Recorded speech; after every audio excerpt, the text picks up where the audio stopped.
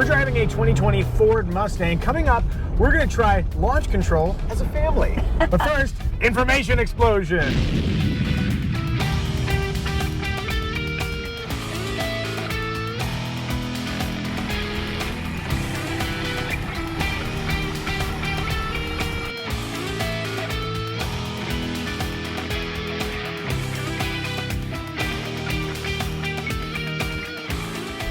Let's kick things off with interior.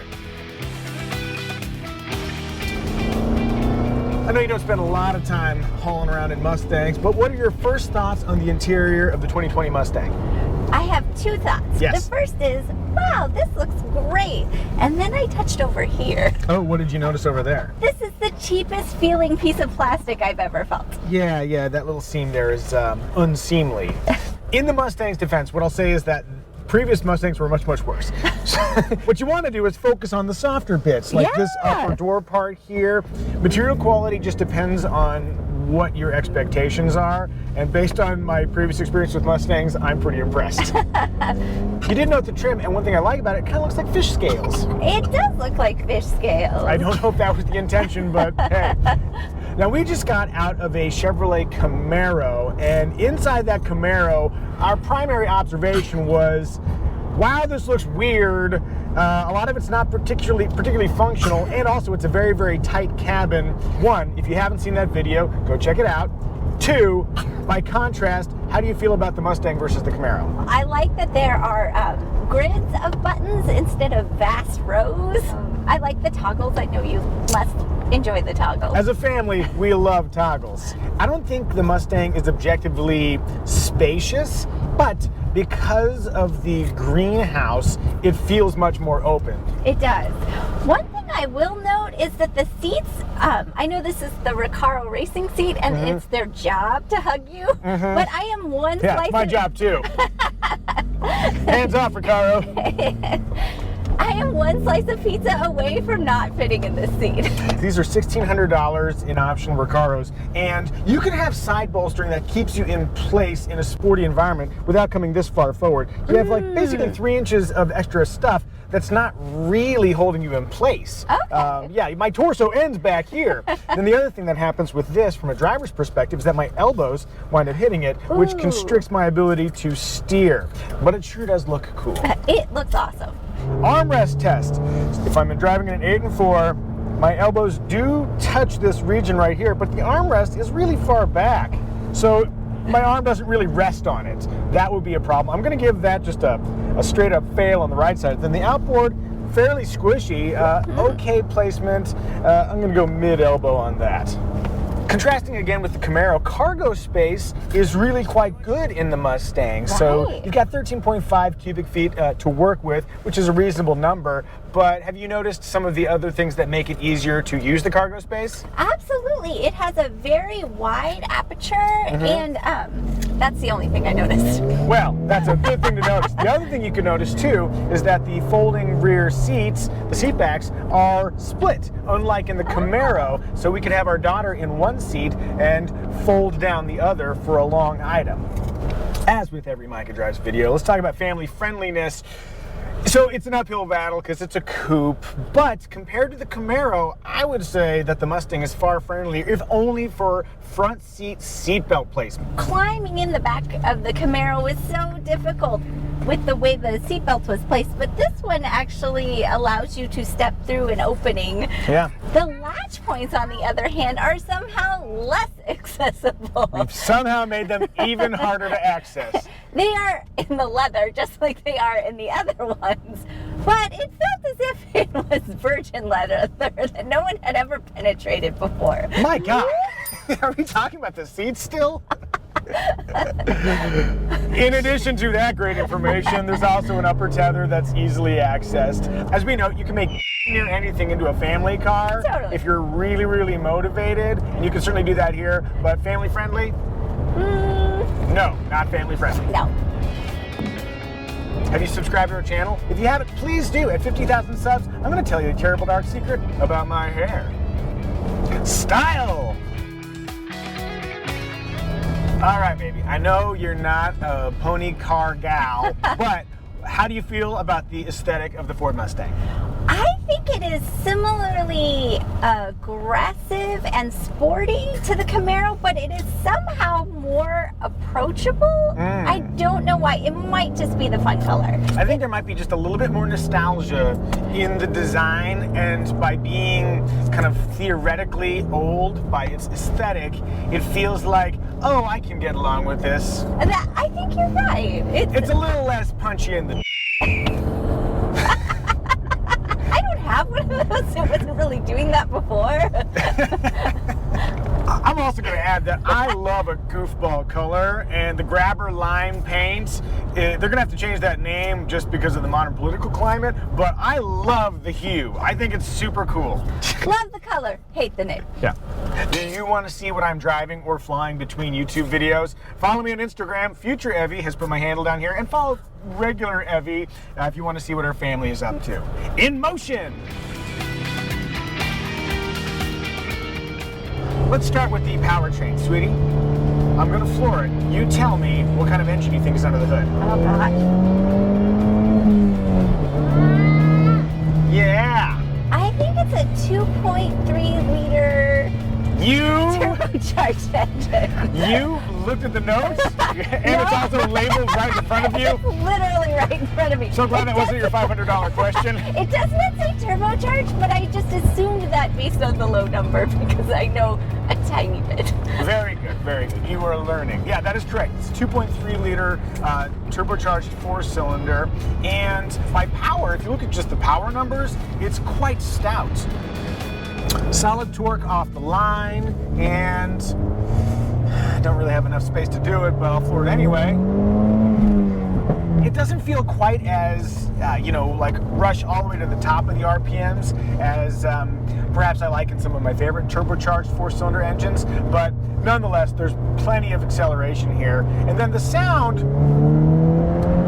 it's sort of weird driving a car that sounds a little bit like, heaven help me, please don't scream at me, Mustang fans, a lowered Honda Civic. But seriously, listen to this, like...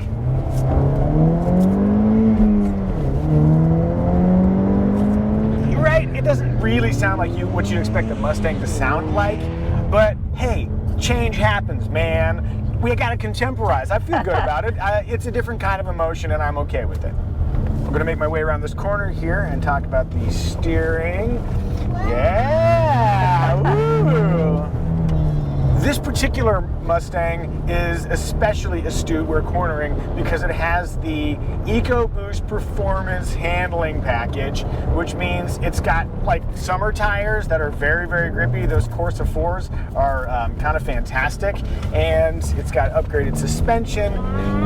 Once those tires are warmed up and you're in a safe environment, you could really fling this thing around. Or at least I would if my arms weren't being so limited by these excellent bolstered seats. The other cool thing about the 4-cylinder is that it takes a lot of the weight off the front end. So from a handling perspective, we need to do a back-to-back to really properly assess it. But I think the 4-cylinder, if you love the curves, might be the superior choice. You may have noticed that while driving here, my right hand has been very busy. That's an unfortunate way to word that. It's busy managing the 6-speed manual Getrag transmission. I love this transmission. Super short throws, and when you pop it into gear, it is such a positive engagement. Boop. It's like, yeah, I'm in 4th. Look at me, I'm in 3rd now. Woo! Years ago, I remember doing a video for Kelley Blue Book where I was driving a 5-liter Mustang, the V8, and the clutch effort was just weird. Almost as weird as this Jag slowly driving in front of me, driven by the world's oldest man. He's probably driving to his own funeral. Oh no. Maybe he's going to get an award for being the world's oldest man. Yeah. He should get something for that. So I was driving that 5-liter Mustang, and there was this weird, almost detented 2-stage pressure from the clutch pedal, and it felt very weird. This manageable pressure, I like it.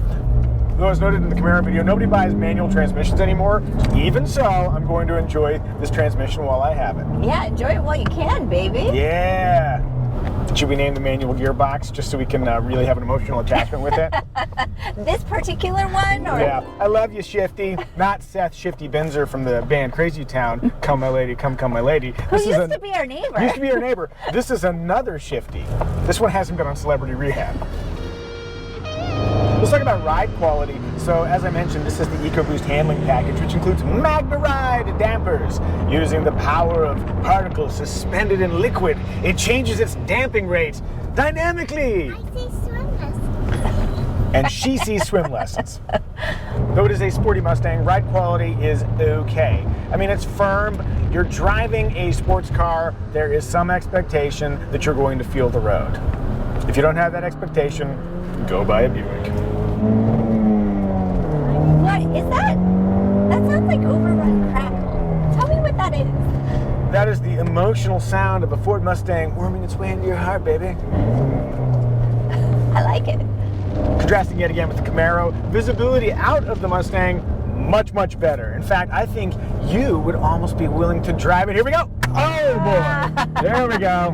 Been a while since I've driven a car. No worries. Okay. You're driving the Mustang. Yeah. How is it going so far? First of all, I wish we had different seats. I really see what you mean about the seats. I don't even like having an armrest in my car because I feel so constricted. Yeah. What about visibility? Visibility is so much better. Just on that merit would probably make you more of a Mustang gal than a Camaro gal? Totally, yes. Okay. And I like the rear view mirrors bigger. Everything feels just a little more friendly. Yeah, it's more like they built it to be a car. Yes. I feel like the car wants me in it. Ooh, did you feel the steering? I did. How's that steering feel? That feels nice. I do like that. Unlike driving the Camaro where I wanted to be out of the seat as soon as possible, I do feel like I might want to explore driving this a bit more. You did not want to drive that Camaro, whereas I can already tell from the first 10 feet that you're far less intimidated by this one just because you have a sense of where you are in the world. Totally. So here's what we're going to do. What are we going to do? You're going to take a left here, keep it in first and just go nice and slow. And then when the road is straight, you're going to full throttle it. Okay. Try slower, slower. There we go. Floored. Was that floored? Floored. I couldn't do it to it. All the way. Here we go. Okay. Ooh, you got a little bit of that crackle. Yay! Was that kind of fun? Intimidating, but intriguing. Oh, ooh, okay. It was such an exciting time in the Mustang that the microphone fell off or never made it on there. If the audio was terrible through that section, Evie apologizes. So sorry. Hey, All that's my real fault. life, man. All right, the microphone thing was the worst thing that happened. Let's get back into normal positions and back. Wow, so that wasn't so bad, was it? It was a lot easier to see out of. Yay! Overall, the Mustang is fast and modern, though it still carries a heritage aesthetic. I like the Mustang and how it drives. Emotion factor. Let's divide the emotion factor this time into two parts. One, are you personally feeling an emotion? And two, do you think other people will feel an emotion? I'm going to say yes in both categories. Really? You're feeling an emotion with the Mustang, huh? I am. It's much more. What about now? Emotional. The interior seems much more user-friendly. There's a little bit more room. It's easier to see out of. I like the sound of it. I'm enjoying my time in the Mustang. So the lack of issues is giving you a positive sensation. It's enjoyably sporty. If that enjoyable sportiness is causing you to feel an emotion and you want to buy a Mustang of your own, check the Kelley Blue Book listing link in the description. Remarks. We'll start with infotainment. Looking at that interface, is this more or less contemporary than the Camaro we drove? Far less contemporary. That's exactly right. Has a very old school look. Definitely needs an update. I'm going to give the win to Chevrolet. For customizing your Mustang driving experience, you have multiple drive modes. What's neat is that you can really adapt the Mustang for a variety of different uses. You can also adjust steering efforts, and one of the things I don't like is the sport mode. Oh, I'm still in drag mode. Let me get out of that here. Or should I? normal steering is fine. What I find is that when you go into the sport mode, it ramps up the efforts in a way that doesn't align with the steering of the vehicle. What you want is a sense of alignment between steering effort and then what you're feeling pushing you laterally when you come around a corner. And I don't feel that when I go into the sport mode. So normal is probably the play. Yes, sweetie? Oh, you see the Dunkin' Donuts? We've seen that before. I like to taunt my daughter with donuts. I know, someday we'll have to go there. You can look but not eat. One of the other ways you can customize the Mustang, you might appreciate this, there's an active exhaust in this particular one. It's optional. And you can change how loud your Mustang is. In fact, they have a quiet start mode if you care about your neighbors and you don't want to bother them when waking your Mustang in the morning. So that's kind of cool. That's very cool. And then for drag racing duty, you can do line lock, which locks the front wheels so you can do smoky burnouts, which is the kind of thing that you want to do at the drag strip to clean off the tires and warm them up and get a fast run. Or if you want to make a scene at a Carson Coffee and you don't feel like crashing while drifting and departing, you can also do a burnout. I don't recommend that because it's illegal and you might get arrested. I mentioned that this is the higher performing 2.3 liter. If you choose that option, it comes with a few other things. Limited slip differential, you get that 20 horsepower bump. Interestingly, the torque figure is the exact same as the standard 2.3 liter. And again, you can't drift into the crowd while leaving a Carson Coffee without the benefit of a limited slip differential. Go with the performance package. All right, family, I teased it at the beginning. Do we want to try out launch control as a family? Yay! Yay! Okay. It'll hold revs at 3,000 RPM, and then let's go! Whee! Yeah! It really kicks you. It's when good. It shifts. You can control the RPM to figure out exactly. Watch out for that cool truck. I will watch out for that cool truck, which is a Ford F-150. Also, that's such a fun, specific way to say it, sweetie pie. And here's a really big bounce. Let's see how it drives. Not bad. Totally not That's bad. a really big bump, too. As mentioned earlier, there is no V6 option, so you have a base 2.3 liter, the more powerful 2.3 liter, you've got the classic 5 liter V8, and then you've got a 5.2 liter V8 in the GT350 and a supercharged 5.2 liter V8 in the GT500, which I've driven. You wouldn't think more than 700 horsepower would be useful, but you can actually make use of it. It's crazy. In fact, I did a really fun review. That sounds super self-congratulatory. Please forgive me. It's true. It's fun. It's a pretty good review over at Kelley Blue Book. Go check out my GT500 review over there. Two more quick observations. I like the seatbelt stay. They used to have a little flap that would go over and hook, and then you have to unsnap it to get your seatbelt out. This is perfectly functional, so I like that. And I also like this little badge here, the one that gave you the information about our displacement figure. Doubly so since it's a 0001. I guess that's a pre-production thing, so hopefully that doesn't mean this thing's going to be crushed. Fingers crossed. We should also take a moment to acknowledge that there is a convertible Mustang, though. Are you like me? When you see a convertible Mustang in California where we live, do you automatically assume that they are tourists and they have rented a convertible Mustang? I do, because you are always telling me that. I don't know if I've ever seen a convertible Mustang that appears to be owned by an actual Californian. Do you own a convertible Mustang and live in California? Tell us in the comments. And also, tell us in the comments if we've missed any remarks. Synopsis. Do you want to synopsize the Mustang? I think you've got a thought. We decided that the Camaro was Keanu Reeves. No, we didn't decide. You reached into my brain and knew what I was thinking. It was so crazy. Check out the Camaro video if you want to see her be telekinetic. This is another heritage brand that's sporty but warm and approachable. So that made me think of Ewan McGregor. Oh, Ewan McGregor. Because getting older, but still quite relevant. And I would say sexy. Totally sexy. He's got the beard thing going and everything. I mean, he's Scottish, so that doesn't really align geographically. But, You're right. It really should be an American.